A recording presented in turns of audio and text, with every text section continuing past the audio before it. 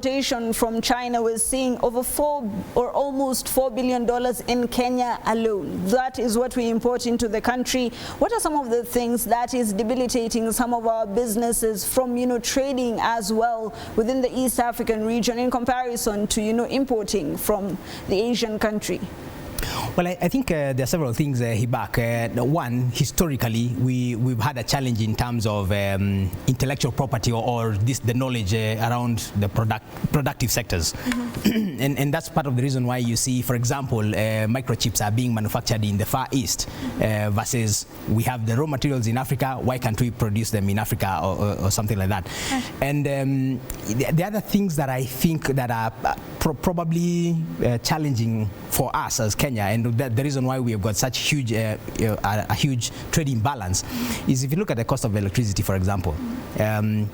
We do have an opportunity, I think, to harness the African electricity pool, because some of these countries, for example, even if you look at Ethiopia, massive amounts of electricity. If you look at Egypt, massive amounts of electricity. Can they distribute to the deficit areas? I think they can. Right. If you look at something like the cost of labor, I think Kenya or Africa, for that matter, has got a huge advantage. If you remember, production used to be in China, and then it moved a bit into Vietnam because China has now become a bit expensive. Right. And now most of these manufacturers are looking to Africa because this is the next frontier. Right. I was very surprised that Africa has got about 60% of the employable global population. Right. So this is definitely the place to be.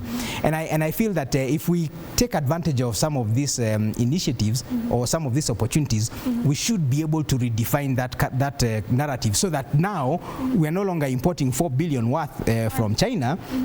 But actually, because we've got the raw materials, we've got the facilities to manufacture, we can actually export that. Right. And because we also have a market, we don't need to even export to China, we can consume that internally.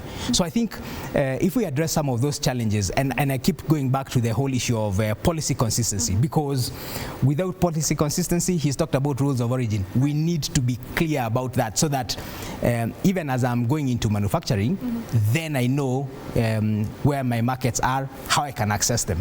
All right. Keegan, of course, the KNCCI does have offices in China. What are some of the things that you facilitate between Kenya and China in that respect, especially when it comes to MSMEs? Is there a way that this trade imbalance could come towards Kenya at least a little bit? Thank you, ICPAK. Before I forget, we are actually going to have a trade mission to Zambia. Right. From the 17th to the 22nd of November. So for those who are interested to explore the Zambia market, to find partners there, to source for products, or even to take your products there, right. Please reach out to us at kenyachamber.or.ke, and we'll be able to work with you on that. Right. Yes, we opened our China office last year in October, and